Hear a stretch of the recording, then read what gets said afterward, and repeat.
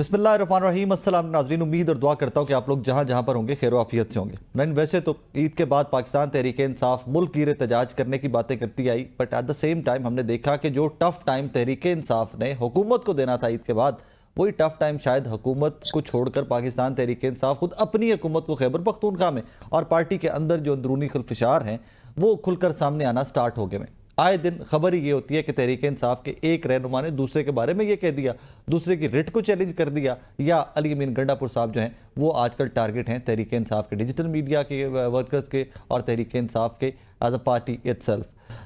Obviously जब कोई भी पार्टी के अंदर कोई गैप आएगा तो वहाँ पर फ़ायदा तो हुकूमत का होगा। जो हुकूमत को चैलेंजेस दरपेश आने थे वो चैलेंजेस सारे तहरीक इंसाफ आपस में एक दूसरे के लिए खड़ी है।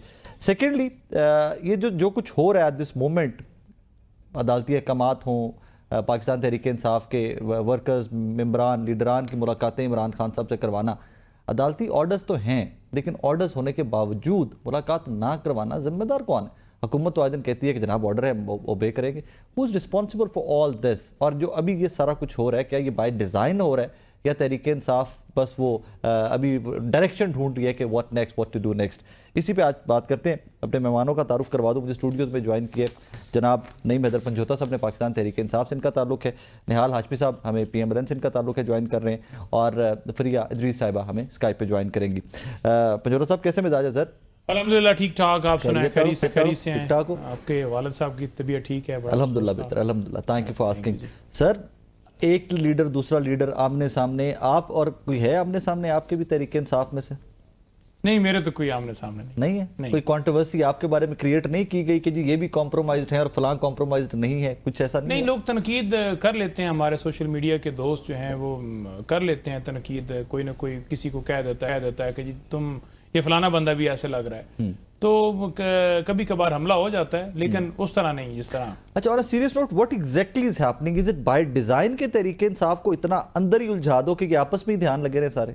नहीं, असल मामला क्या है? मामला ये है कि इस वक्त इमरान खान साहब क्योंकि अडाला जेल में है और उनकी अहलिया जेल में है, हमारे लीगल लीडरशिप जेल में है, वर्कर्स जेल में है, तो खान साहब की रिहाई हो नहीं रही। एहतजाज आपने देखे, गोलियां चला दी जाती हैं, अदालतों को ख़त्म कर दी गया है। 26वीं तरमीम के तहत जो कुछ हुआ है अदालतों में, अदालतों के हुक्म नहीं माने जा रहे, जजेस इंसाफ के लिए सुप्रीम कोर्ट में लेटर लिख रहे हैं।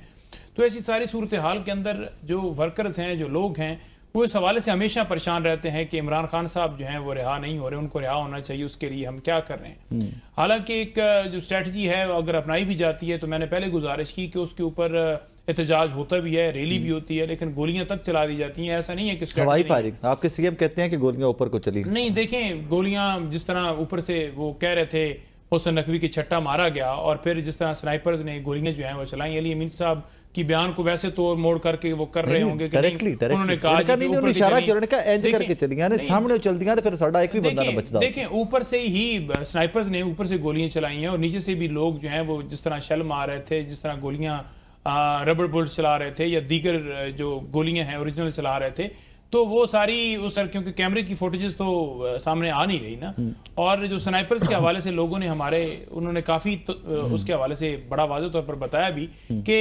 हमें जिसको गोली लगी है वो बता रहा है कि ऊपर से यूं गोली है, उसके साथ ही बता रहा है कि अली अमीन साहब को नहीं बताया किसी ने? नहीं, तो उन्होंने अगर बात की तो वो ये कह रहे हैं ना कि ऊपर से गोलियां लगी हैं। ऊपर से नहीं, नीचे से यूं ऊपर को, हवाई फायरिंग नीचे से ऊपर को तो नहीं, हवाई फायरिंग को कह रहे थे। नहीं, हवाई फायरिंग अल्फाज के अंदर हो जाता है, चुनाव गलत हो जाता है, समटाइम नहीं समझ होती या उस तरह की अदायगी हो जाती है, लेकिन बड़ा वाज़ेह मौक़िफ़ है कि गोलियां जिस तरह चलाई गई हमारे लोगों को शहीद की। देखें, जो आपने सवाल किया वो ये है कि खान साहब क्योंकि जेल में तो लोग परेशान है कि वो निकल नहीं पा रहे, शायद लीडरशिप की कमजोरी है, वकला नहीं ठीक काम कर रहे, जजेस का मामला है, कोई और बात है।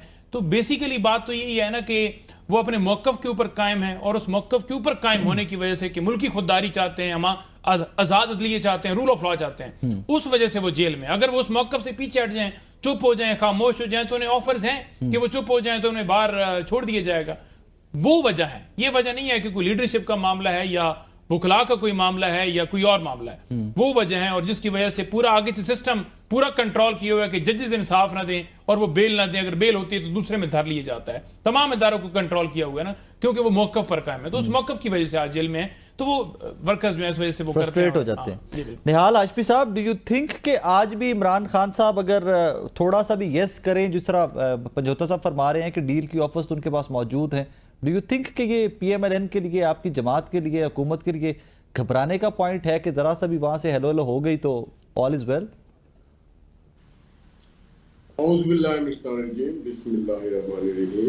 मोहतरम, दो नहीं एक पाकिस्तान, और एक पाकिस्तान के एक जेल में एक मुजरिम है, ना वो जमहूर के वजह से है ना वो किसी और के वजह से है। उन्होंने जो बोया था एक मुजरिम जेल में है, तो इस तरह की बातें बड़ा नामुनासिब है। और उन्होंने कहा कि मुल्क की सामनियत पे सौदा नहीं होगा, इस पे नहीं होगा। 4.25 साल इनके पास हुकूमत थी और माशाल्लाह से 12 साल से होने को है, KP में भी इनकी हुकूमत है।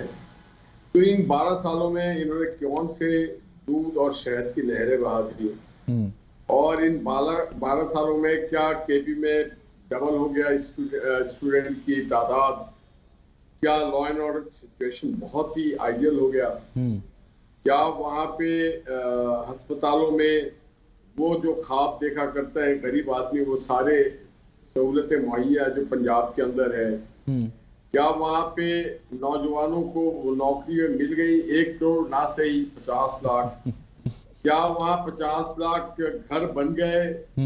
तो ये शेड्यूली के ख्वाब देखते थे और कुछ लोग देखना चाहते हैं। आप बात कीजिए सियासी बात, सियासी लोग एक कैदी हैं, उनको ना जमहूरी तरीके से वो छूट सकते हैं ना कोई और तरीका, एक ही तरीका आईनी तरीका, अदालत में जाए। मैं इनकी बात से इत्तेफाक करता हूँ कि वकीलों के साथ वकीलों ने शायद कमी बेशी कमजोरी की हो, तो अपने वकीलों को देखें।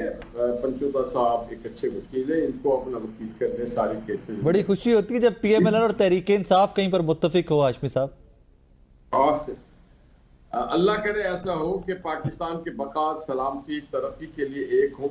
हमने कभी IMF को खत नहीं लिखा, हमने कभी बिल नहीं जलाया बिजली का या गैस का, हमने कभी नहीं कहा कि पैसा ना भेजो बैंकिंग चैनल से और पाकिस्तान में ट्रांजैक्शन नहीं होना चाहिए, हमने नहीं कहा कि हुंडी से भी भेजना बंद कर दो, हमने कभी नहीं कहा कि जी मेरे लिए जेल हो या कोई भी चीज है, तो वो पाकिस्तान की जेल में अगर पाकिस्तान के आइन और कानून के मुताबिक वो चल रहे होते और सर हाशमी साहब, I'm sorry to cut you, problem वहां पे आता है कि जब पाकिस्तान की जेल के अंदर ही पाकिस्तान की अदालतें कहती हैं कि मुलाकात करवाओ इन लोगों की, तो मुलाकात नहीं हो सकती। फिर मेरे जैसे लोग ये सोचते हैं कि क्या वाकई पाकिस्तान की जेल है, या ये वाकई पाकिस्तान की अदालत है, या फिर वो पाकिस्तान की पुलिस है, वो सुप्रिंटेंडेंट पाकिस्तान के हैं कि जो अदालती हुक्म होने के बावजूद इमरान खान साहब की मुलाकातें नहीं होने देते। प्रॉब्लम वहां पे आता है। मैं वापस आता हूँ, यही सवाल लेके आपकी तरफ वापस आऊंगा। फ्रिया इदरीस साहब भी हमारे साथ मौजूद हैं। फ्रिया साहब अस्सलाम वालेकुम जी।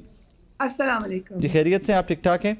जी बिल्कुल खैरियत से। फ्रिया साहब, रिसेंटली वी सॉ दैट कि पाकिस्तान तहरीक इंसाफ के अंदर लीडरान एक दूसरे के खिलाफ बयानबाजी ग्रुप्स खुल के सामने आ रहे हैं। Do you think it's by design ये सब कुछ किया गया कि इनको उलझा दो, आपस में लगे रहे, हुकूमत की तरफ मुंह ना करेंगे लोग? देखें, वो ये कहते हैं ना कि कुछ शहर के लोग भी जालिम सन, कुछ सानू मरन दशौक सी। पाकिस्तान तहरीक इंसाफ कभी भी एक बहुत ज्यादा ऑर्गेनाइज जमात नहीं रही है। आपको याद होगा कि जब उनके जलसे होते थे तो उस वक्त खान साहब जब आते थे स्टेज पे तो वो कहते थे कि एक जलसा में यहाँ पे हो रहा है और एक जलसा मेरे स्टेज के पीछे भी हो रहा है, क्योंकि स्टेज ही ऑर्गेनाइज नहीं होता था, जिसका एक बहुत बड़ा खमियाजा ये भी भुगता था कि उनको बहुत बड़ी इंजरी हो गई थी।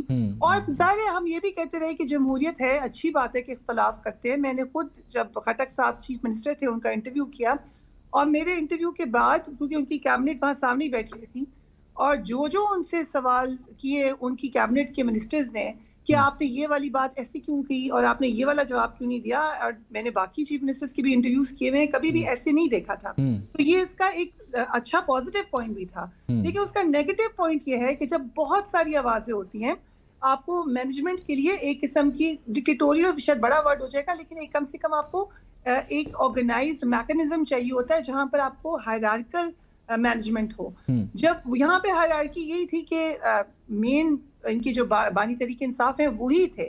अब जब वो जेल में हैं और बहुत सारे कनेक्शंस हैं, अब पीटीआई को वैसे ही, जैसे मैंने कहा कि कुछ शहर के लोग भी जालिम थे, कि वैसे पहले डिवाइड हो गई, कुछ प्रेस कॉन्फ्रेंसेस की वजह से हो गई, कुछ प्रेशर में हो गई, कुछ चुप हो गए, कुछ पहले से नाराज थे, कुछ ऐसे थे जो कि छोड़ के ही चले गए। सो ये तो पहली डिविजन्स थी। फिर आपके लीडर भी जेल में चले गए। सो इस तमाम मामलात में जो इस वक्त हम देख रहे हैं, ये हैरानी की बात नहीं है। इसमें और किसी ने बाहर से आके क्या लड़ाना है जब अपने अंदर ही इतनी डिविजन्स हैं। और अभी तो बहुत सारी हम मंजर आम पे देख रहे हैं, बहुत सारी अभी भी वहां पर मौजूद है। अभी भी बहुत से लोग कहते फिर रहे हैं कि हम इंतजार कर रहे हैं खान साहब आ जाए, उनसे हम फिर ये बात करेंगे। तो पार्टी ऑर्गेनाइज्ड इस वक्त नहीं है, उसके अंदर बहुत सारी धड़ेबंदियां हैं और वजह उसकी यही है कि एक कोर सेंटर नहीं है, एक सेंट्रलाइज्ड मैनेजमेंट नहीं है। और जो लीडर्स इनके थे, आप देख लेना इस वक्त और भी बहुत सारे लीडर्स हैं जो इनके लिए खिदमात दे चुके हैं, मगर उनको ऐसे निकाला है, उनको मुंह भी लगाना पसंद नहीं करते, उनकी बात भी नहीं सुनी। अभी मसला ये कि बात किसकी सुननी है, जो जिसकी सुनते थे वो इस वक्त इस पोजीशन में नहीं है कि वो अपनी बात सुनवा सके। Fair enough, fair enough, natural outcome. Fair enough. Panjota साहब, ये फरमाइएगा कि सलमान अकरम राजा साहब अटेंशन है, न्यूक्लियस हैं, सेंटर ऑफ अटेंशन है, या बैरिस्टर गौर साहब? देखिए, बात ये है कि सलमान राय साहब हों या बैरिस्टर गौर साहब हों, किसी बात के ऊपर, किसी मामले के ऊपर एक दूसरे के साथ कोई इतराज़ हो सकता है, इख्तिलाफ राय हो सकता है। उसका मतलब ये नहीं है कि लीडरशिप जो है वो उनका इख्तिलाफ राय है किसी मामले के ऊपर तो पार्टी जो है वो टूट जाएगी, इमरान खान के नज़रिए से हट जाएंगे या वर्कर्स जो है वो डेस्परेट हो जाएंगे। ये तमाम तर हरबे जो है वो किए गए, लेकिन इख्तिलाफ तरीके इंसाफ को जो है वो खत्म किया जाए। नहीं, किसी एक नुक्ते के ऊपर है ना, ओवरऑल तो नहीं है। इकट्ठे प्रेस कॉन्फ्रेंस भी की है, तमाम ग्रुप में भी है। Please let me stop you right there. Exact यही इख्तिलाफ या यही शिकायत मरवत साहब से थी कि आप टीवी पे जाके सब कुछ बोल देते हैं, कोई प्रॉब्लम हो तो बैठ के भाई कोर कमेटी में बात करो, पॉलिटिकल कमेटी में ठीक है, बात कर रहे हैं। एग्जैक्टली एलिगेशन इंटरनल बात होनी चाहिए और वही डिसिप्लिन होता है और वो ओपन नहीं होनी चाहिए बात। आपकी ठीक बात है, लेकिन असल में मामला ये हुआ कि जेल हकाम ने अप्रूव लिस्ट की जो के नाम ही नहीं थे उसके अंदर, तो उन्होंने पत्नी कैसे बाकियों को अलाउ कर दिया। तो डेफिनेटली उन्होंने कहा कि इनको भी नहीं जाना चाहिए था और उनको भी नहीं होना चाहिए था। हाँ। लेकिन हम नेक्स्ट जो है उसके अंदर एक स्ट्रेटजी बनाएंगे और सबको उन्होंने कहा कि कोई भी अंदर ना जाए, तो ये एक अच्छी रवायत नहीं होगी। उनकी बहनें बाहर बैठी हुई हैं और ये सारी चीजें। लेकिन असल जो मामलात हैं मुल्क के, देखें उसके ऊपर बात करने की जरूरत है। आज मुल्क के अंदर दहशतगर्दी जिस तरह बढ़ गई है, जिस तरह बेरोजगारी है, जिस तरह मुल्क से लोग डंकियां लगाकर या मुख्तलिफ जरियों से बाहर जा रही हैं क्योंकि वो फलाने जी उसके एजेंट के खिलाफ कार्रवाई कर दो, FIA का टास्क दे दिया, उस टीम को बना दिया गया। भाई मेन फरिया कुछ ऐड करना चाहिए, क्या है, मेन मामला क्या है, कर लें जी। फरिया प्लीज ऐड कर लीजिए, वी वांट टू जी। मैं बस ये क्वेश्चन करना चाहती थी कि ये इतनी इंपॉर्टेंट बात कर रहे हैं नहीं पंचोता साहब कि ये टाइम है कि आप देखें कि मुल्क इससे कहाँ खड़ा है, लेकिन PTI की कौन सी वो शैडो कैबिनेट है जो कि इस वक्त इश्यूज के ऊपर बात कर रही है? मुझे तो नाम बता दीजिए जो कि फॉरेन पॉलिसी पर, इकोनॉमी के ऊपर कोई प्लान ही बना सकता हो। कोई ऐसे नाम है?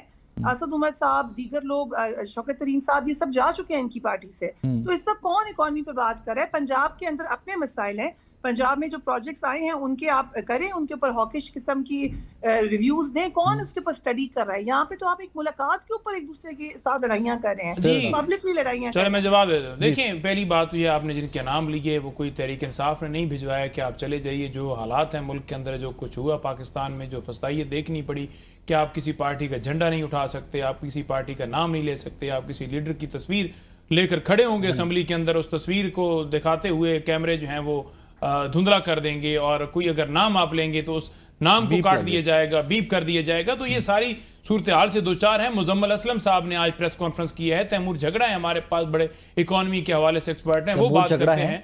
बिल्कुल जी, वो तमाम तर चीजें बात करते हैं। कैबिनेट के अंदर जो है वो डेफिनेटली जो है वो मुजम्मल असलम साहब हैं, वो भी हों, तमाम लोग और भी जो एडजस्ट हो सकते होंगे, तो वो पार्टी या उस हमारे चीफ मिनिस्टर हैं जो उसको करेंगे, कर लेंगे। अच्छा परफॉर्म कर रही है कि देयर इज नथिंग जो तहरीक इंसाफ टीवी तक ला सकेगा। यार देखो ये फ्लॉज हैं, ये इनके फ्लॉज हैं जो इनके ऊपर बात की जाना चाहिए, कुछ नहीं लेके आ पा रहे आप। ਤੁਸੀਂ ਇੱਕ ਵੀਡੀਓ ਬਣਾਈ ਸੀ ਨਾ, ਵਲੌਗ ਕੀਤਾ ਸੀ, ਸਾਰੇ ਪ੍ਰੋਜੈਕਟ ਸਾਰੇ ਪ੍ਰੋਜੈਕਟ ਜਿਹੜੇ ਨੇ PTI ਦੇ ਨੇ जिन्होंने ਉੱਤੇ टैग लाया। नहीं, तो बात यह है ना कि आपने की, आपकी मेहरबानी, लेकिन वो सारे के सारे काम हमारे थे जिसके ऊपर उन्होंने मोहर लगाने के लिए तस्वीरें, तख्तियां, टिकटॉक, पोस्टर, एडवर्टाइजमेंट, इश्तिहारात वो सारा कर लिया, लेकिन प्रैक्टिकली फील्ड के अंदर आपने गरीब आवाम के लिए क्या मेरा किया? question आप है कहते कि हैं जी कि हमने गुजरात 7 रुपए बिल जो है कम कर दिया है, 16 से क्योंकि लेकर किसानों आप को पता ही नहीं 71 पर चला। लेकर चले जाएं, 80 पर लेकर चले जाएं और फिर कहें जी कि 7 रुपए कम हो रिया गया। के सवाल इसी पे- तरह रिया गैस साहबा का सवाल फिर बड़ा वैलिड है, नहीं, क्योंकि वो- बुज़दार वाज सो इनकॉम्पिटेंट कि उनके नहीं, कामों का शाम पता ही नहीं रात चला। में इनके शो में हूँ ना, 9 बजे 10 बजे इनके साथ है मेरा, तो उसमें मैं तमाम बातों के जवाब भी दे निहाल लूंगा। साहब। लेकिन और लगे हाथ ये भी बता दें निहाल साहब ने जो बातें की हैं, 2 नहीं 1 पाकिस्तान, 4 इन्होंने पॉइंट की। देखिए, हम पाकिस्तान की जंग लड़ रहे हैं, अमन के ऊपर हम सीरियस हैं, आप सीरियस नहीं है। आपका फोकस पीटीआई के ऊपर क्रैक डाउन करने के ऊपर और अपनी चोरी बचाने के ऊपर है। दूसरा इन्होंने कहा जी 4.25 साल, तो मैं आपको पूरी लिस्ट गिनवा देता हूं कि 4.25 साल के अंदर हमने क्या काम किए। मेरे पास तो पूरी तफसील लिखी हुई है, लेकिन आप बताइए कि जब से आप बरजुमान है 35 सालों से, आपने पाकिस्तान को क्या दिया है? अपने अकाउंट्स में देख लीजिए कि क्या आपके एसेट्स बढ़े हैं। इमरान खान की भी देख लीजिए तो वाज़ेह नजर आ जाएगा जो कि 8 फरवरी को अवाम ने साहब के दिया। एसेट्स की बात कर रहे हैं, नवाज शरीफ या बाकी, या मरियम जो कहती हैं कि मेरे दादा के ऊपर से पैसे रईस आए थे, आदमी थे वो, और अबू कहते हैं कि वो बड़े गरीब किसान आदमी के- किसान के थे, बेटे। गरीब आदमी थे। नहीं, किसान के बेटा। नहीं, वो कहते हैं कि नहीं वो अमीर नहीं थे, वो गरीब आदमी थे। अच्छा, तो ओके। गरीब आदमी थे, एक तरफ कुछ होता है। बहरहाल इन्होंने कहा कि कैदी जो हैं 804 जो हैं वो आप केसेस की वजह से अंदर है, नहीं केसेस की वजह से नहीं है। अगर राना सनौला क्या कहता है, अगर बातचीत होती है तो वो बाहर आ सकते हैं, अगर 9 मई पे माफी मांगे वो बाहर आ सकते हैं। यानी करप्शन के cases, cipher case, Toshakhana case, इद्दत केस, जितने आपके केसेस बनाए या जितने अभी चल रहे हैं, क्या वो सारे खत्म हो जाएंगे कि 9 मई? तो ये वाज़ेह एक एविडेंस है जो कह रहे हैं कि झूठे केसेस हैं। चौथी बात इन्होंने की, IMF को खत क्या लिखा है? इमरान खान के पास IMF का वफद है, उसने कहा कि ठीक है आप किस्त दें, लेकिन ये जरूर कीजिएगा कि फ्री एंड फेयर इलेक्शन होने चाहिए। क्या फ्री एंड फेयर इलेक्शन हुए? उन्होंने यही रिमाइंडर दिया है कि जनाब हमने उस वक्त एंडोर्स किया हाशमी था, साहब। फ्री एंड फेयर इलेक्शन नहीं हुए, और जब तक फ्री एंड फेयर इलेक्शन नहीं होंगे, कानून नहीं होगी, जितने मर्जी ये कर्जे ले ले, आप इकोनॉमी बेहतर करने के लिए, स्टैंड उसको स्टेबल करने के लिए नहीं, करते वो हैं, minerals तो वाला- कर्जों का क्या फिर अब फायदा minerals- होगा जब आप मुल्क के अंदर रूल ऑफ लॉ नहीं लेकर आएंगे और जमहूरियत नहीं होगी, फ्री इलेक्शन नहीं होंगे, स्टेबिलिटी नहीं आएगी, माशी तौर पर इस्तेकाम नहीं आएगा। मैंने एक छोटा सा ब्रेक लेना है मुझे, ब्रेक के बाद वापस आ रहे हैं, मेरे साथ रहिए।